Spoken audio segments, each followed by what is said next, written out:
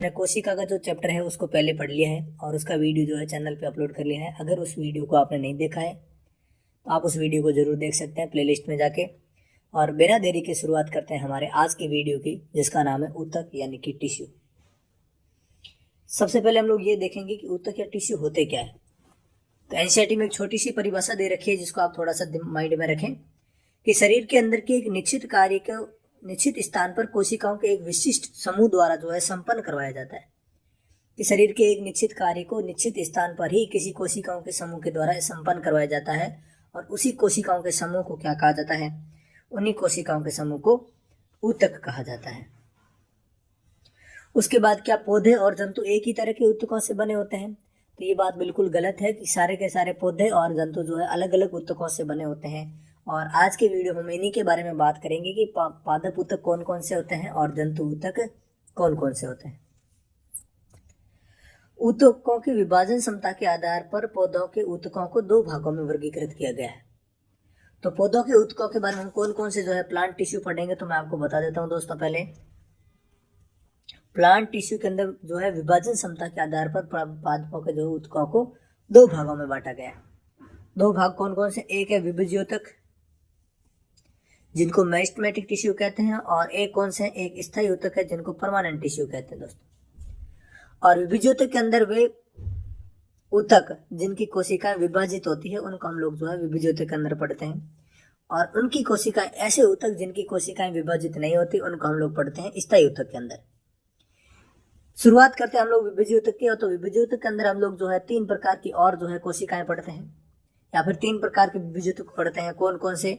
एक होता है एपिकल विभज्योतक, एक लेटरल विभज्योतक होता है, और एक इंटरकैलरी पढ़ते हैं।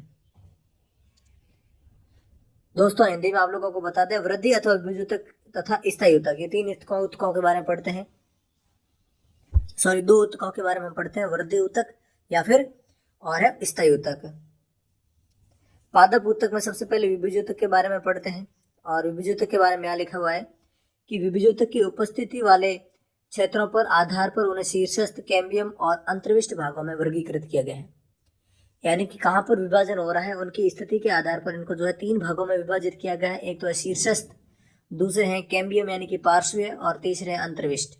इंग्लिश में इनको क्या बोलते हैं? शीर्षस्थ को एपिकल मेरिस्टेमेटिक टिश्यू बोलते हैं, कैम्बियम को जो है वो कैम्बियम और पार्श्व को जो है लेटरल मेरिस्टेमेटिक टिश्यू बोलते हैं, और अंतर्विष्ट को जो है इंटरकैलरी मेरिस्टेमेटिक टिश्यू कहा जाता है। बात करें इनकी उपस्थिति कहाँ होती है या फिर ये कहाँ पाए जाते हैं, तो पहले इनको जो है पॉइंट्स पढ़ देते हैं, फिर मैं बता देता हूँ। प्ररोह के शीर्षस्थ विभज्योतक जड़ों एवं तनों की वृद्धि वाले भाग में पाए जाते हैं तथा इनकी जो है इनका काम है लंबाई में वृद्धि करना। यानी कि जड़ों और प्ररोह, जो पौधा होता है पौधे की जड़ों के जो है कॉर्नर पर, और पौधे की जो प्ररोह होती है उसके भी जो कॉर्नर पर, और तने की जो लंबाई होती है उसमें भी। तो तने की लंबाई वृद्धि करने के लिए, प्ररोह की वृद्धि करने के और जड़ों की लंबाई की वृद्धि करने के लिए वहां पर कौन से जो है विभज्योतक पाए जाते हैं? वहां पर शीर्षस्थ विभज्योतक पाए जाते हैं। तने की परिधि, तने का जो है पहला तना पतला होता है, उसके बाद तना जो है मोटा होता है। तो तने की परिधि में वृद्धि करने के लिए या फिर मूल की परिधि में वृद्धि करने के लिए कौन सा विभज्योतक काम में आता है? वो है कैम्बियम विभज्योतक या फिर लेटरल विभज्योतक। और अंतर्विष्ट विभज्योतक का काम क्या है? तो कुछ पौधों में पर्व संधियों के पास पाए जाते हैं। जैसे कोई पौधा है, उस पौधे से कोई शाखा निकल रही, तो इस पर्व संधियों के ऊपर जो है यहाँ पर कौन से पाए जाते हैं? इंटरकैलरी जो है मेरिस्टेमेटिक टिश्यू पाए जाते हैं, यानी कि अंतर्विष्ट विभज्योतक पाए जाते हैं। विभज्योतक की कोशिकाओं के बारे में ध्यान रखें, इनकी कोशिकाओं की क्या क्या प्रॉपर्टी होती है। तो इन कोशिकाओं के बाद जो है बहुत अधिक जो है कोशिका द्रव्य होता है, पतली कोशिका भित्ति होती है, स्पष्ट केंद्रक होता है, और इनके पास रसदानी नहीं होती।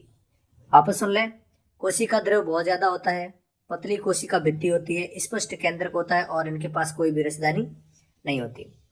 अब पढ़ते हैं स्थायी ऊतकों के बारे में। स्थायी ऊतक यानी कि परमानेंट टिश्यू, और परमानेंट टिश्यू को वापस दो और भागों में बांटा गया है। कौन कौन से? सिंपल परमानेंट टिश्यू होते हैं एक, और एक कॉम्प्लेक्स परमानेंट टिश्यू होते हैं। पहले हम लोग सिंपल परमानेंट टिश्यू पढ़ेंगे, और सिंपल परमानेंट टिश्यू के अंदर भी हम तीन प्रकार के और पढ़ेंगे, जिसका नाम है मृदुतक, दृढ़ोतक और स्थूल कोणोतक। और इनको इंग्लिश में बात की जाए तो पेरेनकाइमा, कोलेनकाइमा और स्क्लेरेनकाइमा के बारे में हम लोग पढ़ेंगे। देखते हैं विशिष्ट कार्य करने के लिए स्थायी रूप से आकार लेने की प्रक्रिया को विभेदीकरण कहते हैं। और विभुजूतक की कोशिकाएं विशिष्टीकृत होकर विभिन्न प्रकार के स्थायी ऊतक का ही निर्माण करती है, विकास करती है। यानी कि जो स्थायी ऊतक है इनका निर्माण जो है कौन करता है, इनका निर्माण जो है विभुजूतक की कोशिकाएं ही करती हैं, जो विकसित होने के बाद जो उनमें विभाजन की क्षमता खत्म हो जाती है और स्थायी ऊतक का निर्माण करते हैं।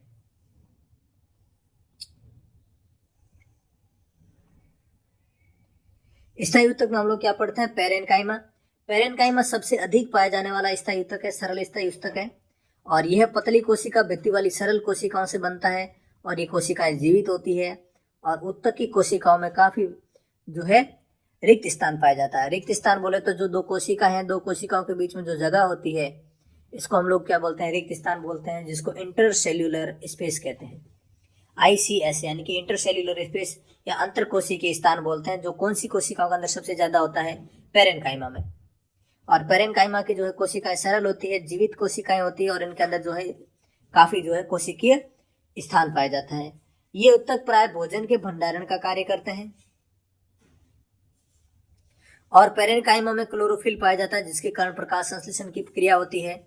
और जलीय पौधों के अंदर पैरेनकाइमा जो है वो कोशिका के मध्य हवा की बड़ी बड़ी गुहाएं बना देता है, जिसके कारण ये जल में तैरता है और इस प्रकार जो है पैरेनकाइमा को एरेनकाइमा कहते हैं। तो जलीय पौधों के अंदर बहुत बड़ी बड़ी गुहाएं बन जाती है, जिसके कारण जो उनकी वजन भी कम हो जाता है और वजन कम हो जाने के कारण क्या है वो पानी की सतह पर तैरते हैं। इन पैरेनकाइमा टिश्यू को जो हम लोग जो है जलीय पौधों के अंदर पैरेनकाइमा को हम एरेनकाइमा कहते हैं। तो सुने दोस्तों, एक बार मैं वापस पैरेनकाइमा के बारे में बता देता हूँ कि पैरेनकाइमा जो है सबसे पहले ये कहाँ पाया जाता है, तो ये सारे के सारे जो पौधे के जितने भी कोमल अंग है वहां पाए जाते हैं, जैसे फल हो गया, फूल, पत्तियां, जड़, पतले तने हैं, इन सभी में जो है पैरेनकाइमा टिश्यू पाया जाता है। और पौधे के भाग के अंदर या फिर प्लांट बॉडी के अंदर सबसे ज्यादा मात्रा में पाया जाने वाला सरल स्थायी ऊतक कौन सा है, पैरेनकाइमा है।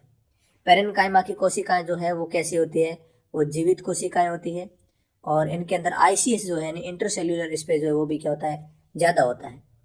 और इनका मुख्य कार्य क्या होता है, और इनका काम होता है भोजन का संग्रहण करना। तो ये दोस्तों पैरेनकाइमा के बारे में आप लोग ध्यान रखेंगे।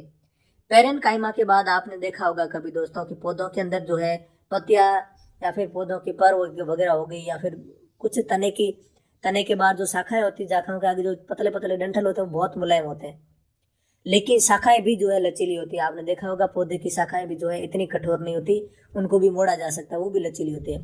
तो एक और लचीलेपन के लिए जो है कौन सा उदाहरण होता है, तो लचीलेपन का एक गुण अन्य स्थायी ऊतक करता है, वो कौन, उसका नाम है कोलेनकाइमा। और कोलेनकाइमा जो है वो क्या काम करता है, ये पौधों के अंदर जो है एक तो स्थायित्व प्रदान करता है, उनको यांत्रिक सहारा भी प्रदान करता है और पौधे को जो है वो लचीलापन भी प्रदान करता है। यह पौधे के विभिन्न भागों यानी कि पत्ती और तना के अंदर पाए जाते हैं, बिना टूटे हुए लचीलापन लाता है, यानी कि टूटता नहीं है पौधा, कोई भी अगर मुड़ता है ना तो वो जो है इसी ऊतक के कारण मुड़ता है। और पौधों को जो है यांत्रिक सहायता भी प्रदान करता है। और इस ऊतक की एपिडर्मिस के नीचे पर्णवृत्त में भी पा सकते हैं। एपिडर्मिस जो होती है यानी कि जो सबसे बाहरी परत होती है ना, इसको हम लोग एपिडर्मिस बोलते हैं। आगे हम लोग पढ़ेंगे एपिडर्मिस किस प्रकार की होती है। सबसे पौधे की सबसे बाहरी परत को जो है हम लोग क्या कहते हैं, एपिडर्मिस। इसको हम लोग एपिडर्मिस के अंदर देख सकते हैं और हम लोग तने और पत्तियों में भी पा सकते हैं इसको।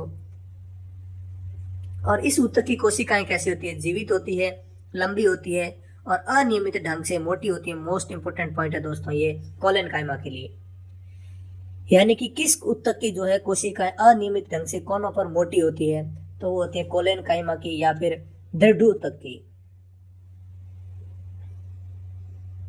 सॉरी दोस्तों, कोलेनकाइमा को जो है वो स्थूल कोण ऊतक कहते हैं। तो वापस दोस्तों इसके बारे में आपको सारी बताता हूँ। कोलेनकाइमा में क्या होता है दोस्तों, इसकी कोशिकाएं भी जीवित होती है, लंबी होती है और अनियमित ढंग से क्या होती है, मोटी होती है कोनों पर। और उसके बाद में ध्यान रखें दोस्तों, ये पौधे के लिए जो है वो लचीलापन भी लाने का कार्य करता है और उसको दृढ़ भी बनाता है पौधे को, ताकि उसको जो है यांत्रिक सहारा प्रदान हो सके। तो ये दोस्तों हमने पॉइंट पढ़े जो है कोलेनकाइमा के बारे में, यानी कि स्थूल कोण ऊतक के बारे में। अब दोस्तों आपको थोड़ी इमेज दिखा देता हूँ ताकि आपको पता रहेगा कि किस प्रकार से स्थूल कोण ऊतक होता है। ये सिंपल जो होता है जिनके अंदर जो देखो आप लोग, ये जो बीच में जो कोशिकाओं के बीच में जो ये स्पेस है इसको हम लोग कहते हैं अंतर कोशिकीय स्थान या इंटरसेल्यूलर स्पेस। ये सबसे ज्यादा किसमें होता है? पैरेनकाइमा में होता है। इनके अंदर बिल्कुल भी आपको स्पेस नहीं दिखेगा। देखो तो कोलेनकाइमा के अंदर जो है स्पेस जो है वो होता नहीं है, या होता है तो बहुत कम होता है। और दूसरा है कि अनियमित ढंग से कोनों पर मोटी थी। कोनों के ऊपर देखो ये इतनी मोटी है, फिर देखो पतली है, फिर कोनों के ऊपर वापस जाके मोटी होती है। अनियमित ढंग से कोनों पर किस सरल ऊतक की जो है वो कोशिकाएं मोटी होती है? तो वो है कोलेनकाइमा या फिर स्थूल कोण ऊतक की। अगला जो हमारा टिश्यू है सरल स्थायी ऊतक है वो कौन सा है? स्क्लेरेनकाइमा। एक अन्य प्रकार का ऊतक स्क्लेरेनकाइमा होता है। इस ऊतक के कठोर एवं मजबूत बनाता है। ये जो है किसी भी पौधे के पार्ट को जो है कठोर और मजबूत बनाने का काम करता है। जैसे आपने नारियल के रेशे युक्त छिलके को देखा होगा, वो कितने मजबूत होते हैं, ये स्क्लेरेनकाइमा का बना होता है। आपने मूंगफली देखी होगी, मूंगफली के ऊपर का, या फिर बादाम खाए होंगे, बादाम के ऊपर की जो कोटिंग होती है या कवरिंग होती है, कवर होता है, अखरोट के ऊपर का जो हार्ड कवर होता है, ये सारे की सारी जो हार्ड कवरिंग होती है वो किसकी बनी होती है? स्क्लेरेनकाइमा की बनी होती है। तो आपने देखा ये कोशिकाएं जो है आगे वृद्धि नहीं करती, वृद्धि तो कोई भी नहीं करती, लेकिन ये कोशिकाएं कैसी होती है? मृत कोशिकाएं होती है। तो किस स्थायी ऊतक की या किस सरल स्थायी ऊतक की कोशिकाएं जो है वो मृत कोशिकाएं होती है? तो इसके बारे में आप लोग ध्यान रखेंगे, किसकी होती है? वो स्क्लेरेनकाइमा की होती है। इस ऊतक की कोशिकाएं मृत होती है, लंबी और पतली होती है, और इसके अंदर जो है क्योंकि इस ऊतक की भित्ति जो है लिग्निन के कारण मोटी होती है, तो इनके अंदर जो आईसीएस बिल्कुल भी नहीं होता, यानी कि इंटरसेल्यूलर स्पेस किसी में भी नहीं होता। आप नारियल के ऊपर पानी डाल दोगे, पानी जो है नारियल के अंदर बिल्कुल भी नहीं जाएगा, क्योंकि जो है इसकी कोशिका भित्ति जो है वो लिग्निन के कारण क्या हो जाती है? मोटी हो जाती है। इसकी कोशिका भित्ति लिग्निन के कारण मोटी हो जाती है, और इसी कारण जो इनके अंदर जो है इंटरसेल्यूलर स्पेस यानी कि अंतर कोशिकीय स्थान बिल्कुल भी नहीं होता, और इसी कारण जो है इसके अंदर किसी भी प्रकार का कोई भी पदार्थ प्रवेश नहीं करता। तो कोशिका के भीतर कोई भी अंतर कोशिकीय स्थान नहीं होता। तो ये दोस्तों हमने जो है सरल ऊतक को पढ़ लिया, सरल स्थायी ऊतक को। और सरल ऊतक का पाया कहाँ जाता है? स्क्लेरेनकाइमा जो है वो तने के अंदर पाया जाता है। जो तना आपको पता है पौधों के अंदर बहुत ही मजबूत होता है। सहवन मंडल के समीप पाया जाता है, पत्तों की शिराओं में पाया जाता है, बीजों और फलों के जो कठोर छिलके होते हैं उनमें उपस्थित होता है। तो तने के अंदर, सहवन मंडल के अंदर, पत्तियों की शिराओं में और बीजों और फलों के जो कठोर छिलके होते हैं उनके अंदर कौन सा ऊतक पाया जाता है? स्क्लेरेनकाइमा पाया जाता है दोस्तों। अब दोस्तों हमने जो है कोलेनकाइमा, स्क्लेरेनकाइमा और पेरेनकाइमा के बारे में कंप्लीट पढ़ लिया। थोड़ा सा अगर सिंपल से आप जो है जल्दी से पढ़ना चाहो तो ये याद कर सकते हो कि पेरेनकाइमा, स्क्लेरेनकाइमा, कोलेनकाइमा और स्क्लेरेनकाइमा। तो आप इसके में अंतर देखो तो ये क्या होती है? ये सिंपल और ये सर्वाधिक पाया जाता है, बाकी वाले कम पाए जाते हैं। ये सबसे मृदु भागों, पौधे के जितने भी मृदु भाग होते हैं, जड़, तना, पत्तियां या फिर फूल हो गए, फल, कलियां, इन सभी के अंदर जो है कौन सा ऊतक पाया जाता है? पेरेनकाइमा।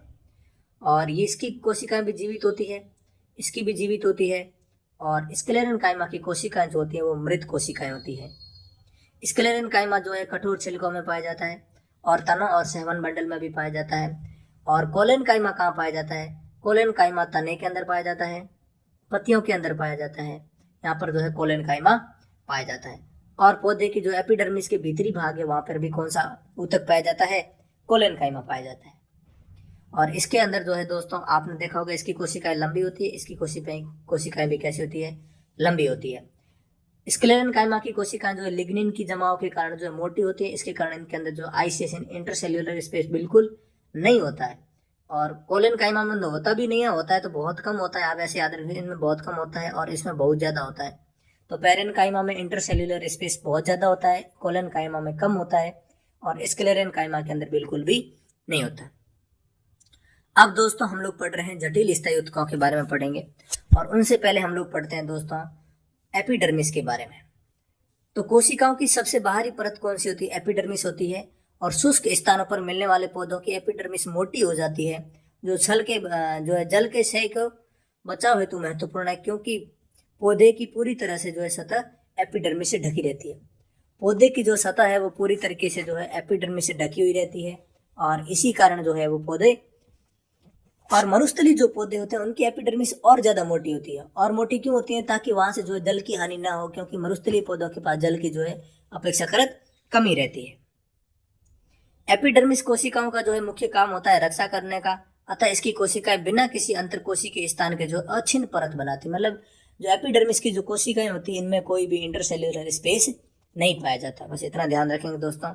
और एक और ये पॉइंट ध्यान रखेंगे कि पत्ती की जो एपिडर्मिस कोशिकाएं हैं उनके ऊपर छोटे छोटे छिद्र पाए जाते हैं और उन छिद्रों को हम लोग क्या कहते हैं, उन छिद्रों को हम लोग स्टोमेटा या रंध्र कहते हैं।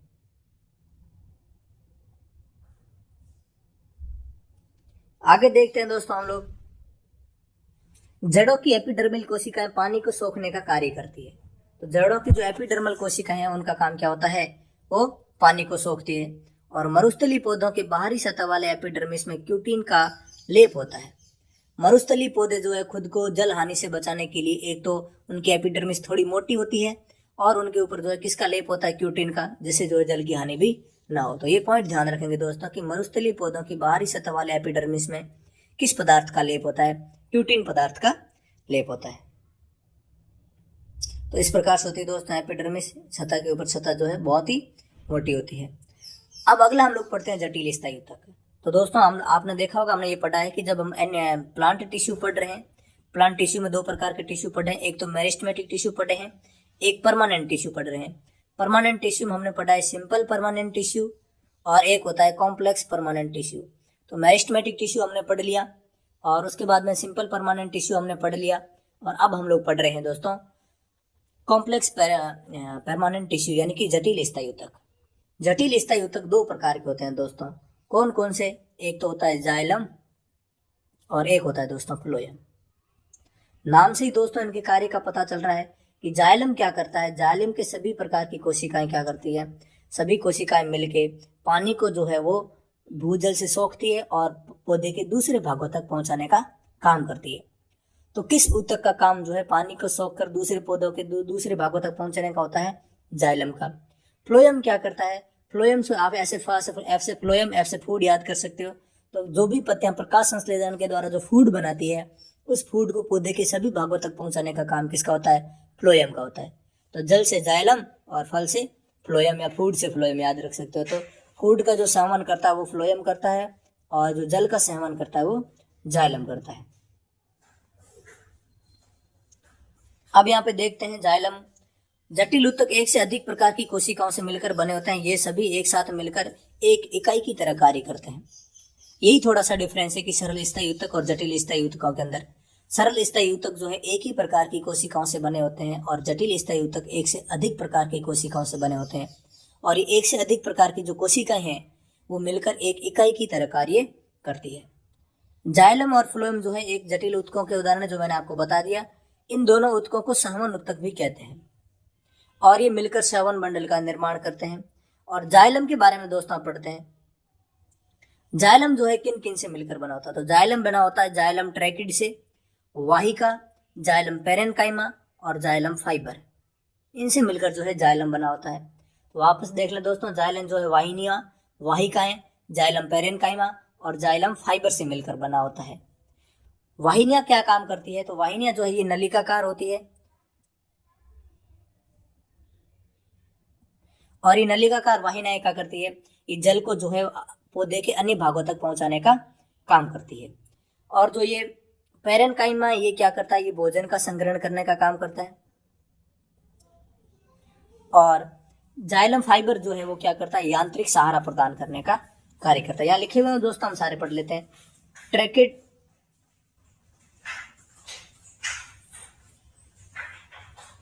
ट्रैकिड एवं वाहिका की कोशिकाएं जो है कोशिका भित्ति मोटी होती है। ट्रैकिड और वाहिकाओं की संरचना नलिकाकार होती है और इनके द्वारा पानी और खनिज लवण का ऊर्ध्वाधर संवहन होता है। ऊर्ध्वाधर यानी कि जड़ों से लेके ऊपर पत्तियों के तक जो है वो जल और खनिज लवणों का संवहन होता है। पेरेन्काइमा भोजन का संग्रहण करता है और जाइलम फाइबर जो है वो सहारा देने का काम करता है। ये ध्यान रखेंगे दोस्तों। पौधे के जाइलम के किस भाग का जो है कार्य जो है यांत्रिक सहारा प्रदान करने का होता है, तो जाइलम फाइबर का। पेरेन्काइमा भोजन संग्रह करता है और वाहिनियां और वाहिकाएं जल और खनिज लवणों को ऊर्ध्वाधर गति को आगे बढ़ाते हैं या फिर ऊर्ध्वाधर गति को करते हैं, यानी कि पौधे और जल और खनिज लवणों को पौधे के अन्य भागों तक पहुंचाने का काम करते हैं। फ्लोएम जो है, ये जाइलम जो है वो 4 प्रकार की कोशिकाओं से बना होता है, फ्लोएम 5 प्रकार की कोशिकाओं से बना होता है। और ये 5 प्रकार की कोशिकाएं होती है, चालनी कोशिकाएं, चालनी नलिकाएं, साथी कोशिकाएं, पेरेन्काइमा और फ्लोएम रेसे। तो चालनी नलिका, चालनी कोशिकाएं, साथी कोशिकाएं, फ्लोएम पेरेन्काइमा और फ्लोएम फाइबर। अब इसमें आपको दोस्तों एक ही पॉइंट ध्यान रखना है, इनके अलग अलग फंक्शन नहीं याद रखेंगे, हम एक ही पॉइंट ध्यान रखेंगे कि फ्लोएम पत्तियों से भोजन के पौधे के विभिन्न भागों तक पहुंचा, ये तो मैंने आपको बता दिया। फ्लोएम रेशों को छोड़कर फ्लोएम की सभी कोशिकाएं जो है वो जीवित कोशिकाएं होती है। फ्लोएम फाइबर की कोशिकाओं को छोड़ के बाकी सारी कोशिकाएं कैसी होती है? जीवित कोशिकाएं होती है। और फ्लोएम का कार्य आपको बता दिया कि जो पत्तियों द्वारा जो भोजन निर्मित होता है उस भोजन को पौधे के अन्य भागों तक पहुंचाने का कार्य कौन करता है? फ्लोएम करता है। अब दोस्तों यहाँ पर हमने जो है प्लांट टिश्यू के बारे में कंप्लीट पढ़ लिया। वापस देखें तो प्लांट टिश्यू में हमने पढ़े दो प्रकार के टिश्यू, मेरिस्टेमेटिक टिश्यू यानी कि विभिज ऊतक और स्थायी ऊतक। विभिज ऊतक के अंदर हमने कौन कौन से पढ़े थे? विभिज ऊतक के अंदर एपिकल जो है वो शीर्ष एपिकल पढ़ा था, लेटरल पढ़ा था और इंटरकैलरी पढ़ा था। और उसके बाद स्थायी ऊतकों के अंदर हमने सरल स्थायी ऊतक पढ़े जिनके अंदर हमने मृदूतक यानी कि पेरेन्काइमा के बारे में पढ़ा, स्थूल कोण ऊतक यानी कि हमने कोलेनकाइमा के बारे में पढ़ा और दृढ़ ऊतक यानी कि हमने स्क्लेरेनकाइमा के बारे में पढ़ा और उनको अच्छे से समझने का प्रयास किया। उसके बाद हमने जो है जटिल स्थायी ऊतक यानी कि कॉम्प्लेक्स परमानेंट टिश्यू के बारे में पढ़ा जिनके अंदर हमने जाइलम और फ्लोएम के बारे में पढ़ा। जाइलम जो है वाहिनियां, वाहिकाएं, पेरेन्काइमा और फाइबर से मिलकर बना होता है और फ्लोएम के अंदर चालनी कोशिकाएं होती है, चालनी नलिका होती है, साथी कोशिकाएं होती है और जो फ्लोएम फाइबर होता है और फ्लोएम पेरेन्काइमा होता है। फ्लोएम फाइबर को हटा दें तो बाकी सारी जितनी भी चारों कोशिकाएं फ्लोएम की वो सारी जीवित कोशिकाएं होती है। फ्लोएम फाइबर की कोशिकाएं जो है वो मृत कोशिकाएं होती है। जाइलम के अंदर देखें तो जाइलम पेरेन्काइमा का जो है कार्य भोजन संग्रहण होता है और जाइलम फाइबर का काम यांत्रिक सहारा प्रदान करना होता है और जाइलम वाहिनियां और वाहिकाओं का कार्य क्या होता है? वो जल और खनिज लवणों की ऊर्ध्वाधर गति को करवाना होता है। अब अगला हमारा टॉपिक है जंतु ऊतक के बारे में पढ़ेंगे। तो जंतुओं के भी अलग अलग कार्यों को कराने के लिए कोशिकाओं के समूह को हम क्या कहेंगे? ऊतक कहेंगे, या उन ऊतकों को जो जंतु के अंदर जो सारे कार्य करवा रहे हैं उनको हम लोग जंतु ऊतक कहेंगे और जो प्लांट के अंदर सारे कार्य करवा रहे हैं जो कोशिकाओं का समूह उनको हम लोग क्या कहेंगे? प्लांट टिश्यू कहेंगे। जंतु कोशिकाओं के अंदर हम कौन कौन से ऊतक पढ़ेंगे? तो जंतु कोशिकाओं के अंदर हम लोग पढ़ेंगे एपिथीलियम ऊतक पढ़ेंगे, संयोजी ऊतक पढ़ेंगे, पेशी ऊतक पढ़ेंगे, तंत्रिका ऊतक पढ़ेंगे। इन सभी के बारे में हम लोग पढ़ेंगे। सबसे पहले देखते हैं एपिथीलियम ऊतक के बारे में। जंतु कोशिका के शरीर को ढकने और बाह्य रक्षा प्रदान करने के लिए कौन सा ऊतक जिम्मेदार है? एपिथीलियम ऊतक। यानी कि अपने शरीर की बाह्यतम रक्षा के लिए, बाह्यतम रक्षा कौन प्रदान करता है? शरीर की सुरक्षा कौन करता है? एपिथीलियम ऊतक करता है। ये विभिन्न प्रकार के शारीरिक तंत्रों को एक दूसरे से अलग करने के लिए अवरोध का निर्माण भी करता है। यानी कि आपके श्वसन तंत्र को तंत्रिका तंत्र से अलग करने का काम कौन करता है? अलग अलग शारीरिक तंत्र को जो अलग करता है, अवरोध की तरह कार्य करता है, वो कौन करता है? ये एपिथीलियम ऊतक करता है। कहाँ पाया जाता है? लगभग पूरे शरीर में पाया जाता है। फिर भी यहाँ पे आप देख सकते हो त्वचा के अंदर पाया जाता है, मुख के अंदर पाया जाता है, आहार नली के अंदर, रक्तवाहिनी नली के अस्तर के अंदर, रक्तवाहिनी नली के अस्तर के अंदर, फेफड़ों की कुपिका के अंदर, वृक्कीय नली के अंदर, वृक्कीय नली यानी कि जो किडनी की ट्यूबुल्स होती है उनके अंदर, और एपिथीलियम ऊतक से बने होते हैं। मतलब शरीर के लगभग सारे अंग जो है एपिथीलियम ऊतक के बने होते हैं। एपिथीलियम ऊतक की कोशिकाएं जो एक दूसरे से सटी होती हैं। और उसके बाद देखते हैं दोस्तों एपिथीलियम ऊतक के अंदर जो है अलग अलग जो है कोशिकाओं के निर्माण या कोशिकाओं की संरचना के आधार पर हम लोग जो है एपिथीलियम ऊतक को भी कई भागों में पढ़ते हैं। जैसे सरल सल की एपिथीलियम ऊतक पढ़ते हैं, घनाकार एपिथीलियम ऊतक पढ़ते हैं, स्तंभाकार जो है एपिथीलियम ऊतक के बारे में पढ़ते हैं। इस तरह से सलिक की जो है एपिथीलियम ऊतक के बारे में पढ़ते हैं। दोस्तों ये थोड़ा सा इंपॉर्टेंट इसलिए है क्योंकि पूछा जा सकता है कि इन अपने को किसी शरीर के अंग का नाम दे दिया और इस अंग के अंदर कौन सा एपिथीलियम ऊतक पाया जाता है। तो इसके अंदर सारे के सारे जो एग्जाम्पल दे रखे वो मैं आपको बताता चलूंगा।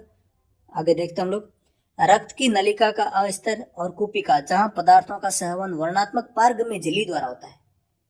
मैं आपने देखा होगा जो है यहाँ पे वर्णात्मक पारगम्य झिल्ली द्वारा जो है कार्बन डाइऑक्साइड जो है वो रक्त वाहिनियों से बाहर जाती है और कार्बन डाइऑक्साइड ऑक्सीजन जो है वो रक्त वाहिनियों के अंदर आती है फेफड़ों में, कुपिकाओं से। तो वहां पर और रक्तवान नलिकाओं में के अंदर जो है वो जहां पर वर्णात्मक पारगम्य झिल्ली पाई जाती है, गैसों का आदान प्रदान होता है, वहां पर चपटी एपिथीलियम ऊतक पाई जाती है। और चपटी एपिथीलियम ऊतक यानी कि एक परत वाली एपिथीलियम ऊतक पाई जाती है और इसी एपिथीलियम ऊतक को जो हम लोग क्या कहेंगे? इस एपिथीलियम ऊतक को हम लोग सल्की उपकला ऊतक कहते हैं। तो सल्की एपिथेलियम ऊतक कहते हैं। एपिथेलियम का मतलब होता है उपकला ऊतक। तो हमारे रक्त की नलिकाओं के अंदर और हमारी फेफड़ों की कुपिकाओं के अंदर कौन किस प्रकार का एपिथेलियम ऊतक पाया जाता है? सरल सल्की उपकला ऊतक पाया जाता है। आर नली तथा मुख का अस्तर सल्की उपथेलियम से ढका होता है और शरीर का रक्षात्मक कवच अर्थात त्वचा इन्हीं सल्की एपिथेलियम से ढका होता है और त्वचा की एपिथेलियम कोशिकाएं कटने तथा फटने से बचाने के लिए कई परतों में व्यवस्थित रहती है। क्योंकि ये कई परतों में पैटर्न व्यवस्थित होता है, इसलिए इन एपिथेलियम ऊतक को स्तरित सल्की एपिथेलियम कहते हैं। स्तरित सल्की एपिथेलियम यानी कि हमारे जो ये देखो आप यहाँ पे एग्जांपल देखो, आहारनाल और मुख के अस्तर के अंदर तो जो है सरल सल्की उपकला ऊतक पाया जाता है, लेकिन हमारी त्वचा जो है आसानी से फटे नहीं, बाहरी वातावरण के संपर्क में आके त्वचा को कोई नुकसान ना हो, इसलिए त्वचा की जो कोशिकाएं होती है वो इस प्रकार से स्तरित रहती है। और इसको स्तरित यानी कि इसको बोलते हैं स्ट्रेटिफाइड। तो स्ट्रेटिफाइड एपिथेलियम ऊतक जो होता है वो कौन सा होता है? त्वचा के अंदर पाया जाता है, अलग अलग परतों के अंदर होता है। श्वास नली में स्तंभाकार एपिथेलियम ऊतक होते हैं और वहां पर वहाँ सीलिया प्रेजेंट होते हैं। सीलिया क्या होते हैं? जैसे ये श्वास नली है तो यहाँ छोटी छोटी जो है इस बालों जैसी संरचना होती है जिसको हम लोग सीलिया कहते हैं। हिंदी में इसको हम लोग क्या बोलते हैं? पक्षमाभ कहते हैं। तो श्वास नली के अंदर पक्षमाभ उपस्थित होते हैं जो एपिथेलियम ऊतक की कोशिकाओं की सतह पर बाल जैसी संरचनाएं होती है और ये पक्षमाभ गति करता है, हल्की हल्की ऐसी गति करते रहते हैं और जो है जो भी श्लेष्मा होता है उसको आगे स्थानांतरित करते हैं। इस प्रकार एपिथेलियम ऊतक को हम क्या कहेंगे? पक्षमाभी स्तंभाकार एपिथेलियम ऊतक। तो इस पर जो हमारे श्वास नली के अंदर किस प्रकार का ऊतक पाया जाता है या किस प्रकार का एपिथेलियम ऊतक पाया जाता है? तो पक्षमाभी स्तंभाकार पाया जाता है। घनाकार एपिथेलियम ऊतक कहाँ पाया जाता है? तो हमारी जो किडनी की ट्यूबुल्स होती है, जो हमारी किडनी ट्यूबुल्स और लार ग्रंथि यानी कि जो सलाइवरी डक्ट होती है, वहां पर नली के स्तर का नाम या अस्तर का निर्माण कौन करता है? वो करता है घनाकार एपिथेलियम ऊतक। तो ये दोस्तों नाम थोड़े से अजीब है, लेकिन आप यहाँ पे इस प्रकार से कॉलम बना के लिख सकते हो। ये सरल सल्की उपकला जो है हमारे कहाँ पाई जाती है? स्तरित सल्की उपकला हमारे कहाँ पाई जाती है? स्तंभाकार उपकला ऊतक कहाँ पाया जाता है? और घनाकार उपकला ऊतक हमारे शरीर के किस अंग में पाया जाता है? तो घनाकार हमारी जो किडनी ट्यूबुल्स और लार यानी कि सलाइवरी डक्ट होती है, वहां पर के जो उनके अस्तर होते हैं, उनकी जो ऊपर की त्वचा होती है, उनका निर्माण कौन करता है? वो करता है घनाकार एपिथेलियम ऊतक। और कभी कभी एपिथेलियम ऊतक का कुछ भाग अंदर की ओर मुड़ा होता है और बहुकोशिकीय ग्रंथि का निर्माण करता है, और उन ग्रंथि का जो उपकला ऊतक ग्रंथि का निर्माण करते हैं उनको हम लोग ग्रंथिल एपिथेलियम ऊतक कहते हैं। तो दोस्तों वापस पढ़े तो हम लोगों ने उपकला ऊतक के बहुत सारे प्रकार पढ़े, जैसे सरल सल्की उपकला ऊतक पढ़ा यानी कि सिंपल स्क्वेमस, और उसके बाद हमने पढ़ा स्तरित सल्की उपकला ऊतक, स्तंभाकार उपकला ऊतक, पक्षमाभी स्तंभाकार उपकला ऊतक, घनाकार उपकला ऊतक और ग्रंथिल उपकला ऊतकों के बारे में पढ़ा। ये सारे उपकला ऊतक जो है अलग अलग भागों में पाए जाते हैं। जैसे पूछ ले कि श्वास नली के अंदर कौन सा उपकला ऊतक पाया जाता है, तो पक्षमाभी स्तंभाकार उपकला ऊतक पाया जाता है। लार ग्रंथि के अस्तर का निर्माण कौन सा उपकला ऊतक करता है? घनाकार उपकला ऊतक करता है। त्वचा जो है वो किस उपकला ऊतक की बनी होती है? तो वो सल्की उपकला ऊतक की तो बनी होती है, लेकिन वो बहुत स्तरों में होती है, तो वो होती है स्तरित सल्की उपकला ऊतक से बनी होती है। हमारे शरीर के जो कोमल यानी कि जो ब्लड की रक्त वाहिनियां हो गई, या हमारे शरीर की जो मुलायम जितने भी पार्ट है वो किसके बने होते हैं? सरल सल्की उपकला ऊतक के पाए जाते हैं। जैसे फेफड़ों की कुपिका हो गई और रक्त नलिका का अस्तर हो गया, ये सभी किसके बने होते हैं? सरल सल्की उपकला ऊतक के बने होते हैं। यहाँ पे दोस्तों हमने उपकला ऊतक के बारे में पढ़ लिया। अब अगला हमारा ऊतक है उसके बारे में पढ़ रहे हैं, संयोजी ऊतक।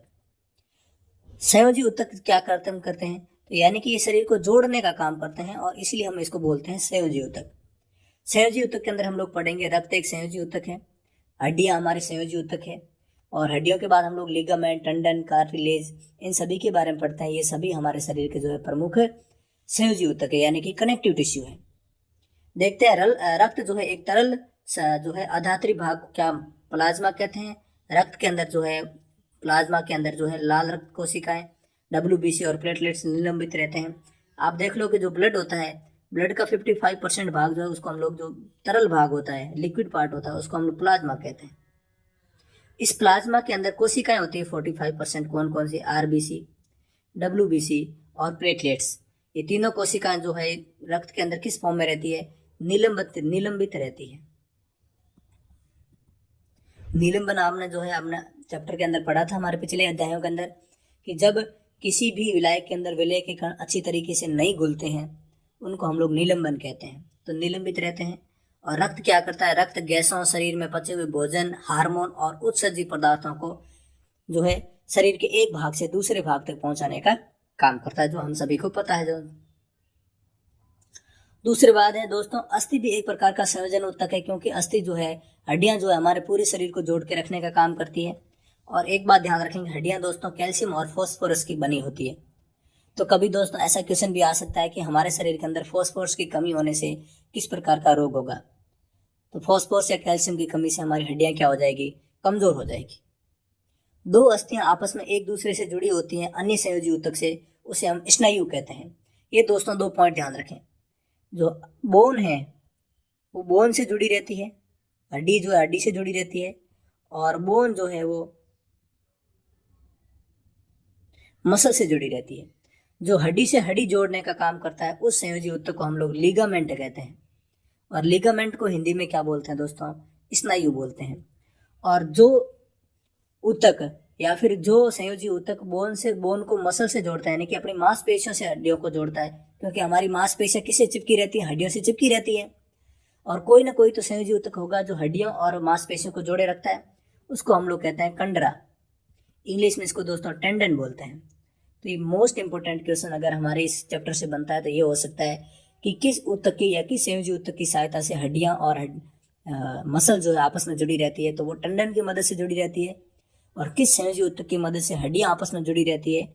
तो वो है बोन। और बोन आपस में किससे जुड़ी रहती है? लिगामेंट के द्वारा या फिर स्नायु के द्वारा।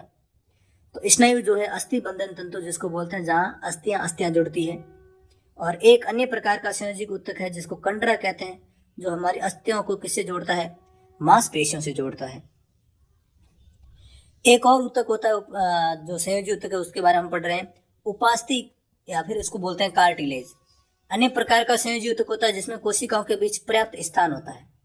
कोशिकाओं के बीच पर्याप्त स्थान होने से ये जो संयोजी ऊतक है कार्टिलेज, ये हड्डियों की तरह इतना मजबूत नहीं होता। जैसे आपने कभी कान की हड्डी, नाक की हड्डी देखी होगी, तो ये इतनी जो है मजबूत नहीं होती, ये जो है थोड़ी मुलायम सी होती है। ये मुलायम क्यों होती है? क्योंकि इनके बीच, कोशिकाओं के बीच में जो है स्थान अधिक पाया जाता है। ये अस्थियों के जोड़ों को जो है चिकना बनाने का काम करते हैं। और उपास्थि कहाँ पाई जाती है? नाक के अंदर, कान के अंदर, कंठ के अंदर, श्वास नली के अंदर आदि जगह जो है उपास्थि उपस्थित होती है। जो श्वास नली की जो हम ट्रैकिया पढ़ते हैं वो आपने पता होगा कि वो छल्लों से बनी होती है उपास्थि के, क्योंकि ताकि जो है उपास्थि जो है वो जब हम सांस बाहर लेते हैं, अंदर लेते हैं, तो जो है उपास्थि सिकुड़े ना, श्वास नली जो सिकुड़े ना, इसलिए जो हमारी जो श्वास नली वो किसकी बनी होती है? वो उपास्थि की बनी होती है। हमारे कानों की जो कोशिकाएं होती है वो उपास्थि कोशिकाएं होती है। हमारा नाक भी जो है उपास्थि का बना होता है। और हमारी जो हड्डियों के जो जोड़े हैं, जो हड्डियां आपस में जुड़ती है, तो हड्डियों के जोड़ों को चिकना बनाने का काम कौन करता है? ताकि हम जो है आराम से चल सके। इन चिकना बनाने का काम जो है वो भी कौन करता है? कार्टिलेज या उपास्थि करती है। एक और संयोजी ऊतक होता है जिसको हम लोग कहते हैं एरियोलर संयोजी ऊतक। त्वचा और मांसपेशियों के बीच रक्त के चारों ओर तथा नसों के चारों ओर अस्थि मज्जा में पाया जाता है। ये अंगों के भीतर की खाली जगह को भरता है और अतिरिक्त अंगों के सहारा प्रदान करता है और ऊतकों की मरम्मत करने में भी सहायता करता है। यानी कि त्वचा और मांसपेशियों के बीच, भाई त्वचा और हड्डियों के बीच तो हमारा कंडरा यानी टेंडन होता है। तो त्वचा जो है वो मांसपेशियों से जुड़ी रहती है। तो त्वचा और मांसपेशियों के बीच एरियोलर कनेक्टिव टिश्यू पाया जाता है। जो रक्त की नलिकाएं होती है इसके चारों तरफ भी जो है वो एरियोलर कनेक्टिव टिश्यू पाया जाता है। हमारे ब्लड की जितनी भी नसें हैं और हमारे शरीर के अंदर हड्डियों के अंदर जो बोन मेरो होता है, अस्थि मज्जा, उसके अंदर भी कौन सा टिश्यू पाया जाता है? वो अस्थि मज्जा जो हड्डियों से जुड़ा रहता है। और उसके अंदर भी कौन सा टिश्यू पाया जाता है? वो पाया जाता है एरियोलर कनेक्टिव टिश्यू। ये क्या करता है? जहां पर भी खाली जगह दिखी उसको भरने का कार्य करता है। तो ये अंगों के भीतर की खाली जगह को भरता है, अस्थि मज्जा में पाया जाता है, नसों के अंदर पाया जाता है, रक्त नलिका के चारों तरफ पाया जाता है और मांसपेशियों और त्वचा के बीच पाया जाता है। तो यहाँ पर दोस्तों कनेक्टिव टिश्यू आपको समझ में आया होगा। मैं एक बार आपको वापस बता देता हूँ। कनेक्टिव टिश्यू में हमने सबसे पहले पढ़ा रक्त के बारे में। रक्त का 55% भाग जो है प्लाज्मा होता है और उसके अंदर जो है आरबीसी, डब्ल्यूबीसी और प्लेटलेट्स जो है किस फॉर्म में रहते हैं? निलंबित रहते हैं। उसके बाद अस्थियों के बारे में पढ़ा। अस्थियां भी एक प्रकार का कनेक्टिव टिश्यू है जो कैल्शियम और फास्फोरस की बनी होती है। उसके बाद हमने लिगामेंट यानी कि स्नायु के बारे में पढ़ा जो हड्डियों और हड्डियों को जोड़ने का काम करता है। हमने टेंडन या कंडरा के बारे में पढ़ा जो हड्डियों को मसल से जोड़ने का काम करता है। और हमने कार्टिलेज के बारे में पढ़ा जो हड्डियों से ज़्यादा, हड्डियाँ जितनी मजबूत नहीं होती उनसे कमजोर, थोड़ी कम मजबूत होती है, क्योंकि इनके बीच में जो कोशिकीय स्थान है वो ज़्यादा पाया जाता है। और ये क्या काम करती है, जो हमारे हड्डियों के जोड़े हैं इनको चिकना बनाने का काम करती है। और हमारे नाक, कान, कंठ, श्वास नली आदि जगह पे कौन सी जो ऊतक पाया जाता है, वो कार्टिलेज पाया जाता है। और उसके बाद हमने एरियुलर कनेक्टिव टिश्यू पढ़ा जो हमारी त्वचा और मांसपेशियों को जोड़ने का काम करता है, नसों के अंदर पाया जाता है। अस्थि के जो मज्जा है, अस्थि मज्जा बोन मैरो है, वहाँ पाया जाता है। और रक्त नलिका के चारों तरफ पाया जाता है। अब दोस्तों अगला हमारा टिश्यू कौन सा है? अगला हमारा ऊतक है पेशी ऊतक। जो पेशी कोशिकाओं से बनता है उनको हम लोग क्या बोलते हैं? उसको हम लोग जो है पेशी ऊतक कहते हैं। पहले आपको ये बता देता हूँ, उसके बाद समझा दूंगा दोस्तों। पेशी ऊतक लंबी कोशिकाओं से बना होता है जिसे पेशी रेशा या मसल फाइबर कहा जाता है। ये हमारे शरीर की गति के लिए उत्तरदायी है। तो कुछ हमारे शरीर को यांत्रिक सहारा प्रदान करते हैं और जो पेशी ऊतक है हमारे शरीर को गति प्रदान करता है। कुछ पेशियों की गति जो हम इच्छानुसार कर सकते हैं, जैसे हाथ को, पैर को हिलाना। विद्यमान पेशियों को हम अपनी इच्छानुसार जो है गति करवा सकते हैं और उनकी गति को रोक सकते हैं। इस तरह की पेशियों को ऐच्छिक पेशी कहा जाता है और इन पेशियों को कंकाल पेशी भी कहा जाता है, क्योंकि ये अधिकतर हड्डियों से जुड़ी होती है तथा शारीरिक गति में सहायक होती है। और इसी पेशियों को जो हम रेखिक पेशी भी कहते हैं। इस ऊतक की कोशिकाएं जो है लंबी, बेलनाकार और शाखा रहित और बहुनाभीय होती है। इससे आप लोग क्या समझे? तो दोस्तों हमारी जो पेशी ऊतक होता है वो तीन प्रकार के पेशी ऊतक पढ़ते हैं हम लोग। पहला पढ़ते हैं ऐच्छिक पेशी, मतलब ऐसी पेशियां जो हमारी इच्छानुसार गति कर, जैसे हम हाथ पेन से लिख रहे हैं, हम हाथ से हाथ हिला रहे हैं, पैर हिला रहे हैं, चल रहे हैं, रुक रहे हैं, ये सारी गतियां जो हम कर रहे हैं वो हमारी इच्छानुसार कर रहे हैं। ऐसी पेशियों को हम क्या कहते हैं? ऐच्छिक पेशियां। और ऐसी पेशियां जो जनरली जो है कंकाल से जुड़ी होती है, तो इसीलिए इस पेशी को भी कंकाल पेशी कहा जाता है। क्वेश्चन पूछ ले कि हमारे शरीर की किस पेशी को कंकाल पेशी के नाम से जाना जाता है, तो ऐच्छिक पेशियों को। और इनको जो है ये रेखिक जो है देखने पर ही जो है एक रेखा की जैसी दिखती है, इसलिए हम इसको जो है रेखित पेशी भी कहते हैं। और हमारी जो है ऐच्छिक गतियों को नियंत्रित करती हैं। और उसके बाद इनकी कोशिकाएं होती है कैसी? तो कोशिका बेलनाकार होती है, इनके अंदर कोई भी शाखा नहीं होती और नाभिक जो है वो बहुत सारे होते हैं, बहुनाभिकीय होती है। एग्जाम्पल आपको उदाहरण देख रहे हो, ये देखो, तो ये दोस्तों बेलनाकार होती है और ये बहुत सारे जो है केंद्रक होते हैं और कोई भी शाखा नहीं होती। तो ये होती है हमारी ऐच्छिक पेशी। और दूसरी हमारी जो पेशी होती है उसको हम लोग पढ़ते हैं अनैच्छिक पेशी। जैसे हमारे आंखों की पुतलियों की गति है, जो हम खाना खाते हैं तो भोजन का प्रवाह होता है, जो हमारा सीधा का सीधा जो है वो पूरे भोजन का पाचन होता है, ये हमारे जो है कंट्रोल में नहीं होता। हमारे हृदय रक्त की जो नलिका है उसका प्रचार और संकुचन, जो सिकुड़ना और फैलना है। हमारी मूत्रवाहिनी और फेफड़ों और श्वसन नली की जो गति है, इस प्रकार की गतियां जो हमारे कंट्रोल में नहीं रहती, इन गतियों को हम लोग कहते हैं अनैच्छिक। इन गतियों को नियंत्रित करने वाली जो पेशियां होती है वो कौन सी पेशियां होती है? अनैच्छिक पेशियां होती है। आहार नली में भोजन का प्रवाह, रक्त नलिका का प्रसार और संकुचन जैसी गतियां ऐच्छिक नहीं है, अनैच्छिक है।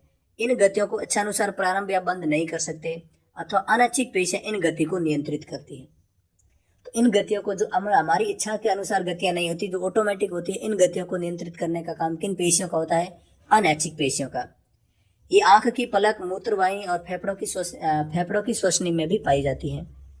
और इनकी कोशिकाएं जो है वो लंबी होती है और इनका आखिरी सिरा नुकीला होता है और इनकी कोशिकाएं एक केंद्रीय होती हैं और आरेखित पेशी भी इनको कहा जाता है। तो देखो, क्योंकि रेखा के रूप में नहीं होते तो इनको अरेखित बोला जाता है। इनके अंदर बहुत सारे जो है क्या एक कोशिका के अंदर जो है एक केंद्रक होता है और कोशिकाएं कैसी होती है? एक केंद्र की होती है। इनका आखिरी सिरा जो है वो नुकीला होता है और कोशिकाएं जो है इनको आरेखित पेशी भी कहा जाता है। और ये कहाँ पाई जाती है? आंखों की पलकों में, मूत्रवाहिनी में, फेफड़ों की श्वसनी में पाई जाती है। और तीसरे प्रकार की जो हमारी कोशिकाएं होती है वो होती है हृदय कोशिकाएं, मतलब हृदय पेशी।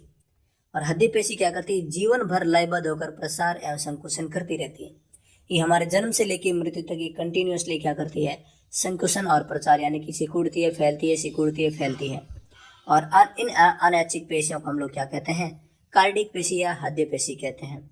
हृदय की पेशियां कैसी होती है, बेलनाकार होती हैं, शाखाओं वाली होती हैं और एक केंद्र की होती है।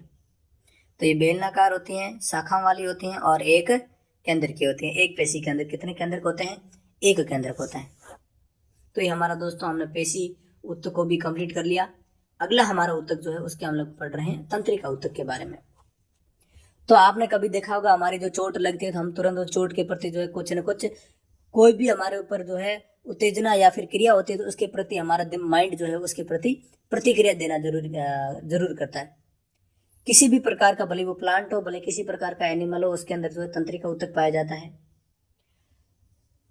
तंत्रिका ऊतक जो है किसका बना होता है, तो उसके अंदर एक मस्तिष्क होता है, मेरुरज्जु तथा तंत्रिका है। मस्तिष्क, मेरुरज्जु तथा तंत्रिकाओं से मिलकर जो है तंत्रिका ऊतक बने होते हैं। तंत्रिका ऊतक की जो कोशिकाएं होती है, इस ऊतक की जो सेल होती है, इन सेल को हम जो तंत्रिका कोशिका कहते हैं, या इसको इंग्लिश में हम लोग न्यूरॉन कहते हैं।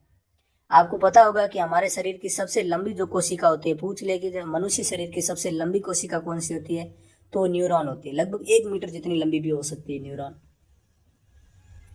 तो तंत्रिका ऊतक की कोशिकाओं को क्या कहा जाता है, तंत्रिका कोशिका या फिर न्यूरॉन कहा जाता है।